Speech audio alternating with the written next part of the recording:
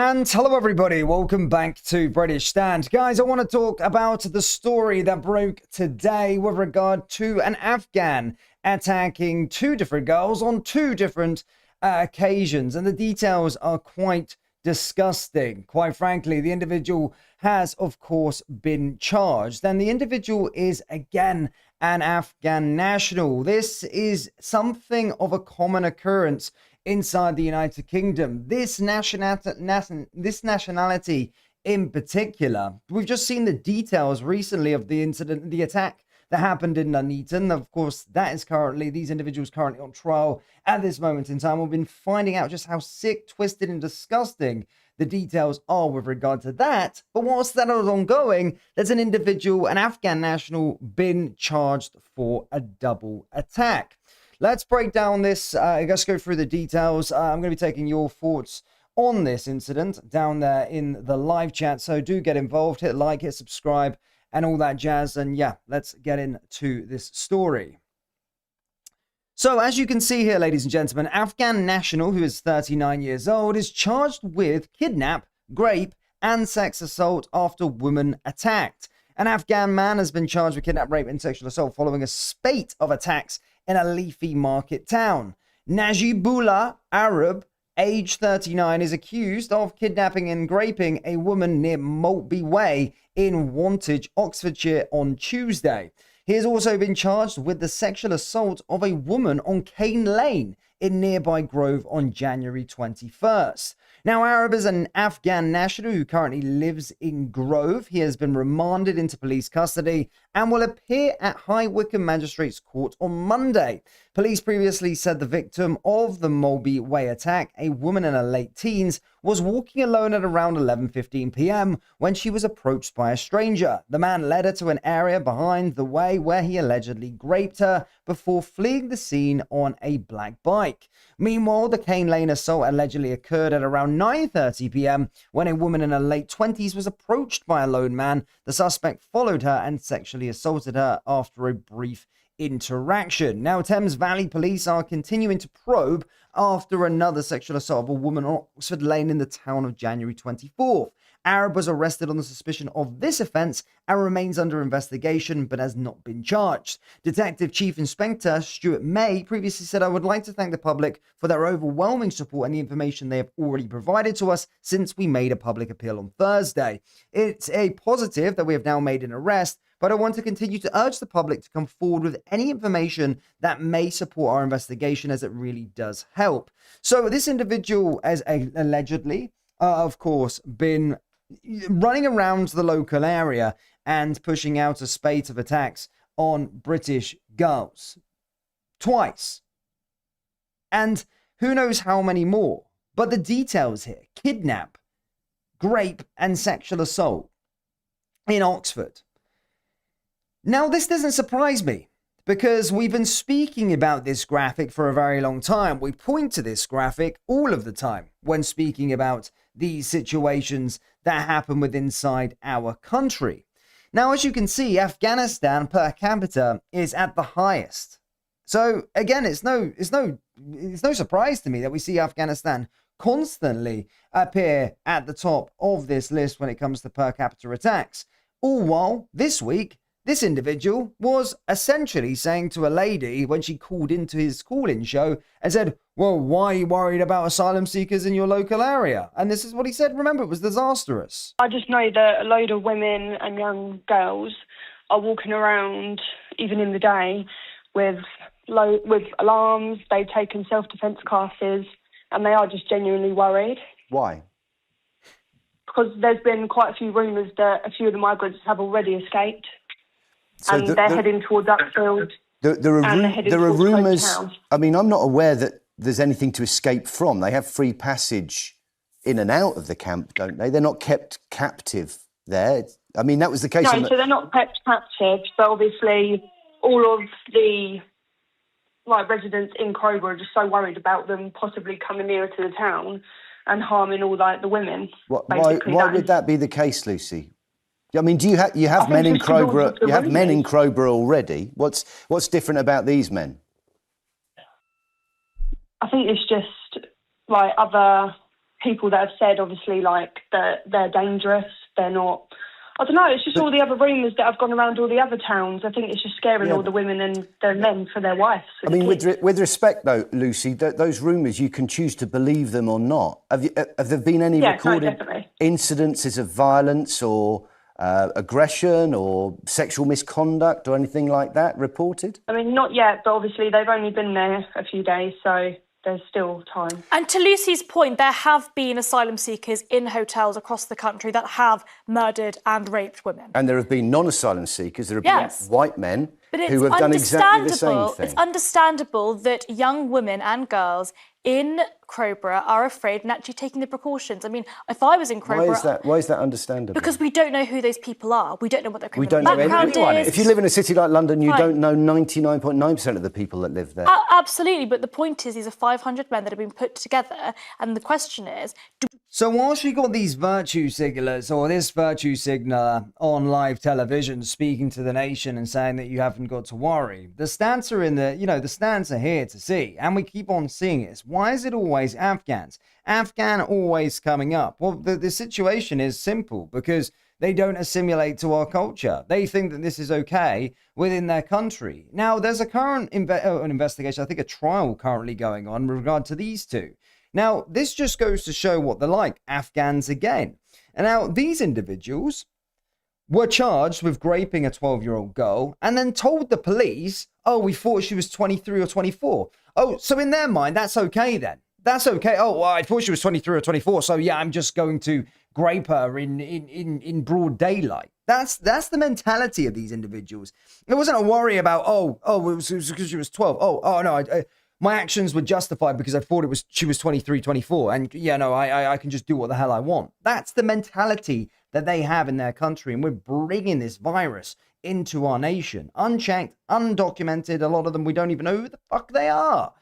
And as you can see, yeah, this is a bit more like the transcripts read out throughout the court. And this is a different story to the one we're talking about. Of course, the one we're talking about as the news came out today. But whilst this is happening, simultaneously, we're finding out the details with that attack. Transcripts from Ahmed Mukhali's interview with police were read out to the 7 men and 5 women trying the Afghan National War Crown Court. Prosecutors alleged Ahmed Mukhali and Mohammed Kabir targeted a 12-year-old girl on the 22nd of July, 2025 at around 6 p.m., with Kabir intending to take her away for sexual purpose and Mukhali then graping her after 8 p.m. Mukhali told police, she told my friend she's 19, but I didn't ask her.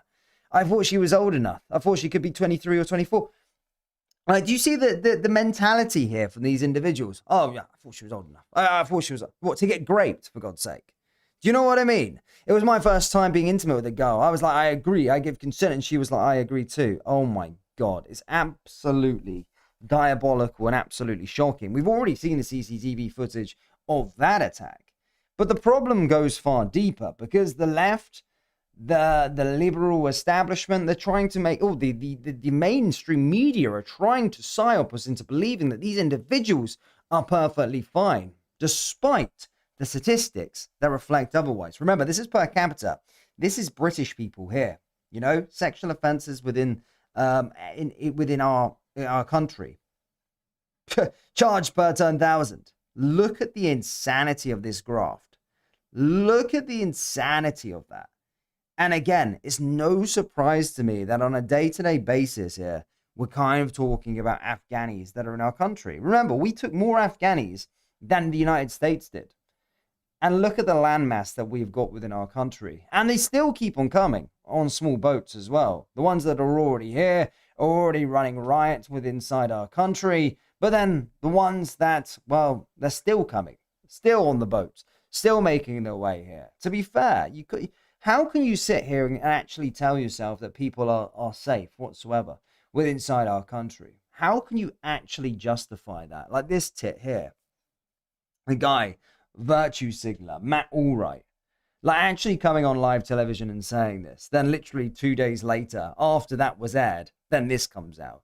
So everybody does have their right to be fearful in what's happening. You know, this guy is not, I mean, it's not even implorable for one-off. This guy is a serial, or alleged to be serial. He's cutting around the local time. He did it once, no remorse, did it again to another person, allegedly. but still has been charged. So we'll find out more details with regard to this individual. But a 39-year-old Afghanistan national is now been charged with kidnap, rape, and sexual assault on 2 different women. And of course, he will appear in court fairly soon, and we'll find out what is going to happen to him. But guys, do let me know your thoughts in the live chat. Let's jump down to the live chat, see what people are saying with regard to this incident.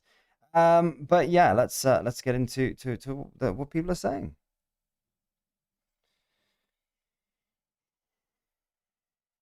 Please, can someone stop this? Well, it comes with a lot of different things. You know, you actually need a government. Well, we could actually stop it, really, if we wanted to as a country. But I have a weird feeling the consensus around the global agenda with the left-wing nutters is that they want this to continue. They want the mass migration to continue. They don't realize that some cultures just don't assimilate to the British way of life, and we're just allowing them in willy-nilly. If they truly wanted to stop it, they would.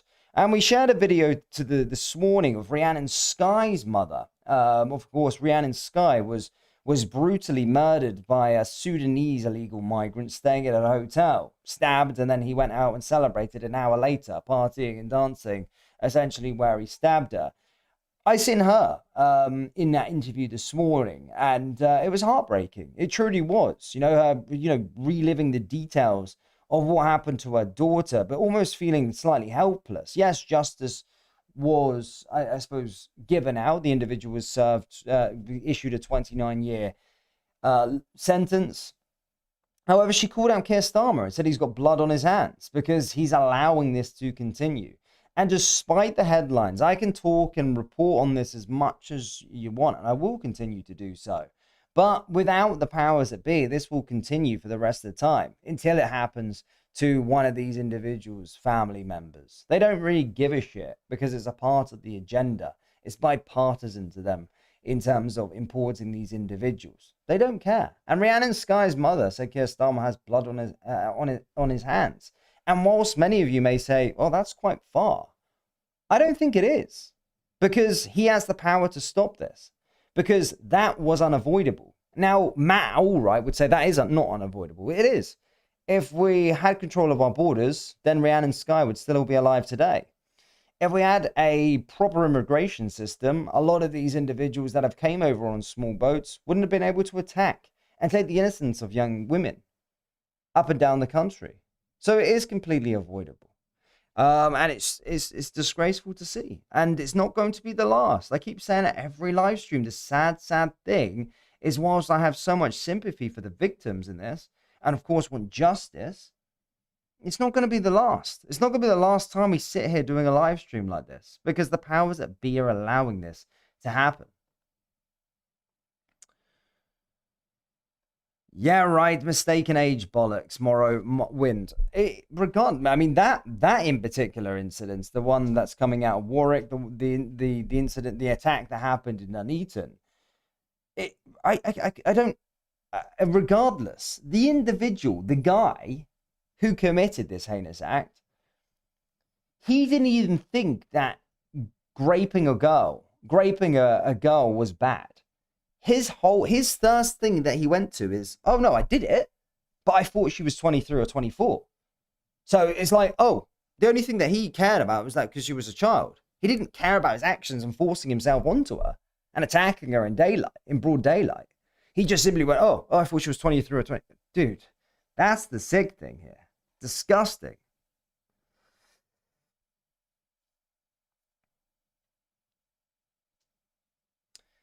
Time for the British to rise up and take our country back.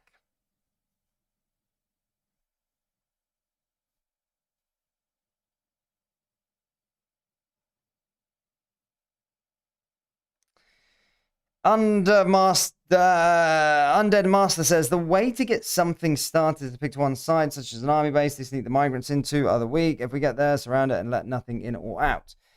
The situation with Crowborough, that's the latest one in the public consensus in terms of where small boat migrants are hanging out. I don't know if this Afghan national that we're talking about today, by the way, just for clarification, is a small boat migrant, but of course small boat migrants are the closest crocodile to the canoe, but we've also got individuals that I think have the right to be here as like actual asylum seekers or whatnot that are still cutting around and doing stuff, But yeah, the closest crocodile to the canoe, I suppose, is of course, with the small boat migrants, because they're completely unknown, completely unchecked. Nobody knows who they are. But there's protests there all the time. There was mass protests outside Crowborough this weekend as well. Nothing's going to change, because the Labour Party seem to think that it's one thing. They keep on coming out in their statements. Oh, it's because the British people are fed up with taxpayers' money going to hotels. And it's like, yeah, that's a part of the issue. But their sort of answer to that is, oh, we'll move into a military base in general. But that's not what the problem is. The main problem is that British people don't want illegal migrants in their communities. In fact, they don't want illegal migrants shit bust. So they just like focusing on our goal is to close the hotels down, but just to put them somewhere else, HMOs and into military barracks, when the British people just want them gone in general. Because what difference does it make? You go from a hotel, yes, they live in less luxury, but they're still making an impact inside the local area. And despite what's happening in Crowborough, the protests that are happening, Labour aren't going to ignore that. They want it to continue. And in fact, the revelations that we spoke about today, there's some talk from inside the Labour Party that's sparking a bit of a Labour revolt, that some individuals are going to be going into newly built council houses up and down the country, while British people have been waiting on the list for years. Veterans have been waiting on the list for years. That's what they think, and that's what they want. We've got a super chat. Thank you so much for your generosity there, by the way, from Defend Nos Il Imparello.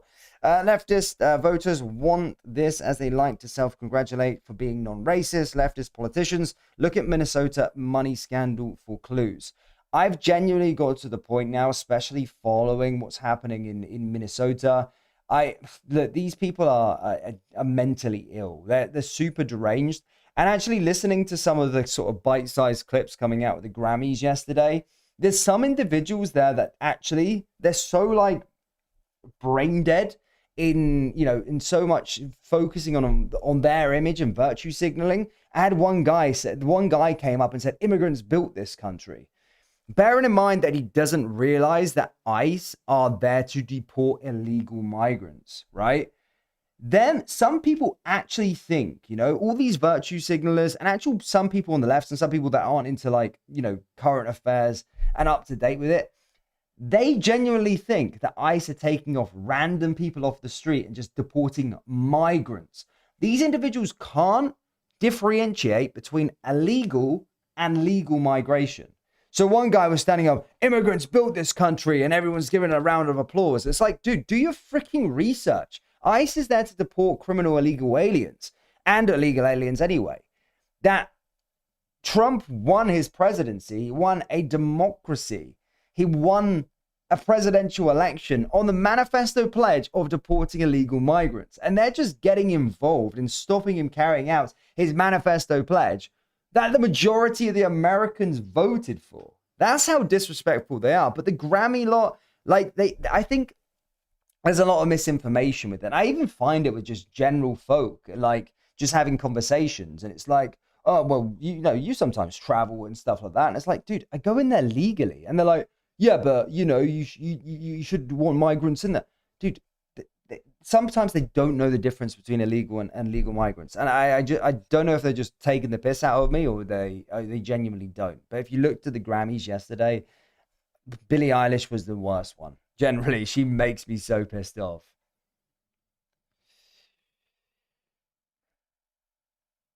Every time, every day.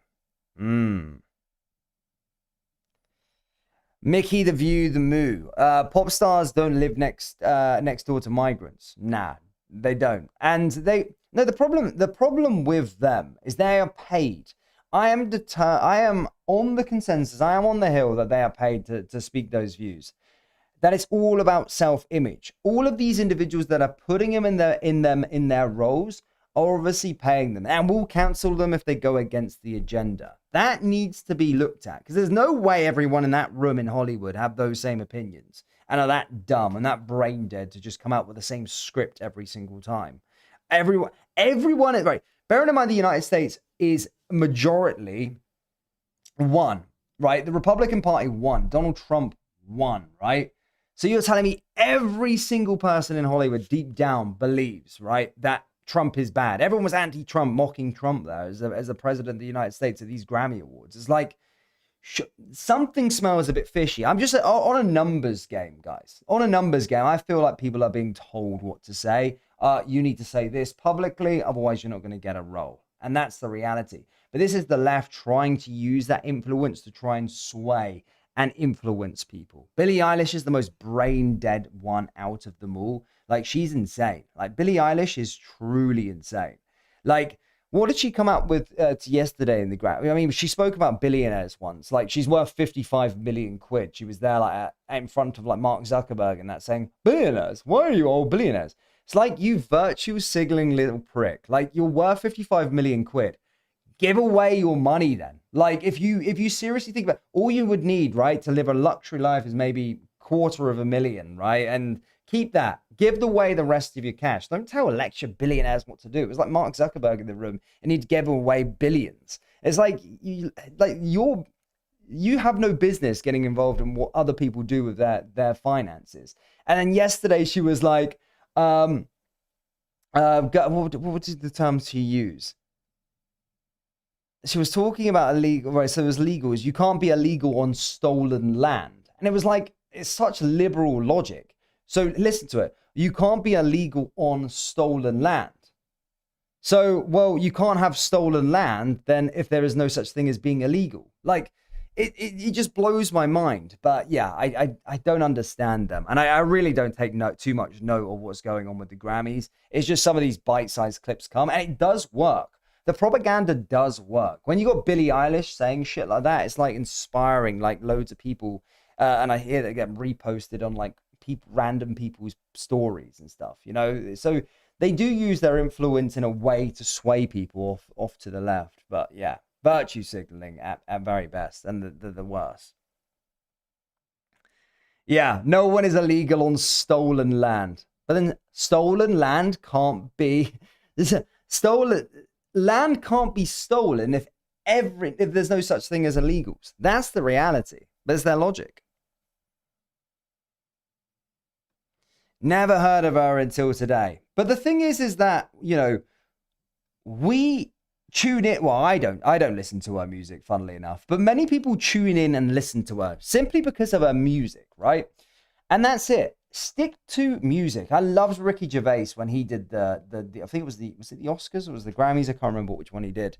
But it was an epic speech where it was like, you are in no position to lecture people on politics. When since did we need to know about Billie Eilish's political opinion? Since did we need to know about Trevor Noah's political opinion? You know, you're there to sing, grab your reward, and fuck off. Like, literally. Like, we don't need to know what you politically, like, where you side in politics. They don't live a day in the real world. Billie Eilish has been famous since she was about 12. And credit to her. She was talented in what she was doing. I mean, I don't agree with her talent, but, she's definitely talented. She's made a living out of it. She can't lecture what people are going through. And she's certainly in a Malibu mansion, nowhere near the crossfire.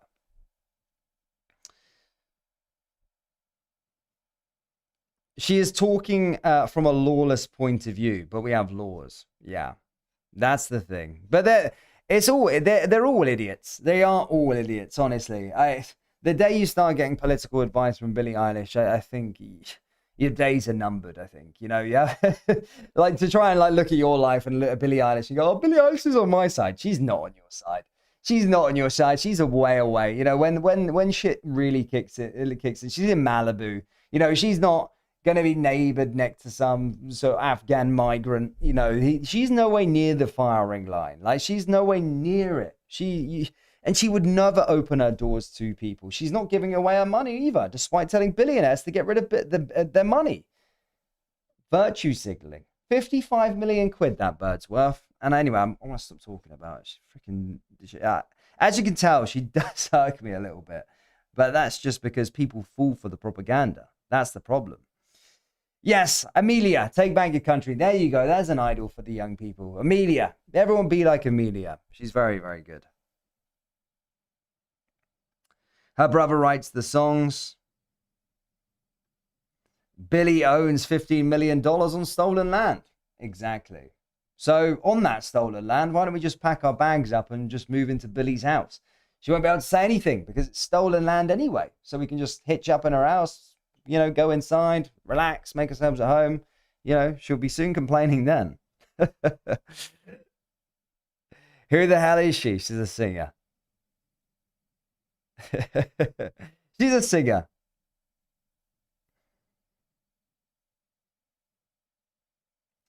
But yeah, anyway, guys, I've been streaming for quite a while. We are back now with the daily live streams and stuff like that. Keeping you up to date with all of the sort of ongoings that happen with inside the United Kingdom and in Europe. But if you enjoyed, as always, guys, please do hit the like button, hit the subscribe button. Thank you for our donatee. Absolute legend. Thank you so much for the super chat. I really appreciate that generosity. Thank you to all our members and thank you to all of the subscribers as well. Yeah, my thoughts and prayers currently are with the two victims of yet another avoidable crime within inside the United Kingdom.